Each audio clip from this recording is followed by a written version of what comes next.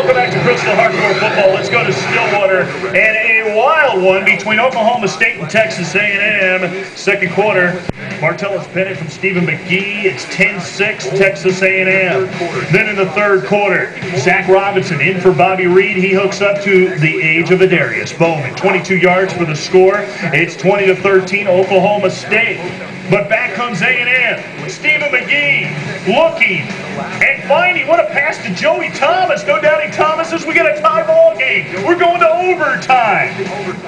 So A&M in overtime. Jaworski Lane, the 1-yard TD plunge. A&M makes the extra point. They're up by 7. So Oklahoma State will try to answer. Zach Robinson finding that great receiver in Bowman. Darius is open. It's a touchdown. Looks like we're going to go to a second overtime, but the only problem is somebody forgot to tell the kicker to make the extra point. Uh-oh. Oh, A&M gets out of Stillwater after being down and winning in overtime. 34-33. Next week, A&M is at Baylor. Oklahoma State entertains a mad Nebraska team. Here's post-game reaction from a disappointed Mike Gundy. We get asked the question all the time of how important special teams is. It gives you a good example. Give up 2 points in special teams and you lose by 1. So we have to get back at it as coaches. I have to find a way as a head coach to get our defense to stop people at the end of the game. And that's my responsibility. I mean, a lot like this hurts. I mean, I'm not gonna lie, but you know, this team, we always come back on Monday to practice, and we'll be ready to go. You know, we're not gonna let it phase us. We're just gonna look forward to Nebraska next week. And looking at it statistically, we really thought it was going to be the Bowman show. You know, Adarius, and his numbers weren't huge. Jaworski Lane, his numbers weren't huge. But, you know, it all looks pretty even in the end when you think about a game that came down to an extra point, a missed extra point in overtime. Boy, what a win for A&M. Oh, it's a huge win.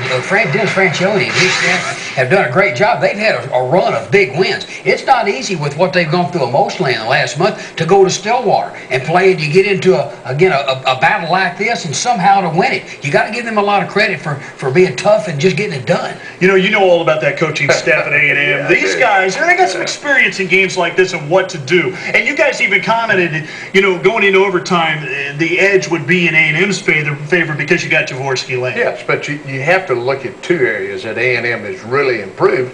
One is the kicking game, which they performed tonight, but the other one is defense. You know, Bill Clay and Gary Darnell have done a great job. If you look at statistically of where they were last year, where they are today, and they played well enough to keep A&M in the game to win, and A&M did win the game. What does this do for A&M? Well, it just keeps. I mean, they're in the thick of the race now. Again, don't think they're not. You know how talented they are at this point. You know they're making a run. They're making a run. They're probably going to be better. They're getting better every week in that regard. So they're making a legit run at it. They're playing better than they are defensively.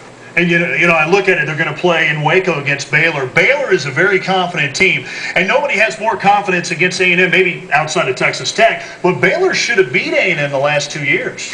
And this has been a very interesting rivalry going back into the old Southwest Conference days. These were shootout games, they were unpredictable games, and like you guys said, Baylor could have easily has not won the last 2 years, so, you know, yeah, that's got the makings of another real exciting matchup. Well, they call it the shootout on the Brazos, and, you know, I was in one of those games. 31-30, and we were down 17-0 and came back and won. But this game, those players at Baylor right now, because of all the things they've been through this year, and you look at what Guy and Bradley has done with them, offensively and defensively, you got to give them credit. Now, and this may be a trap game for A&M.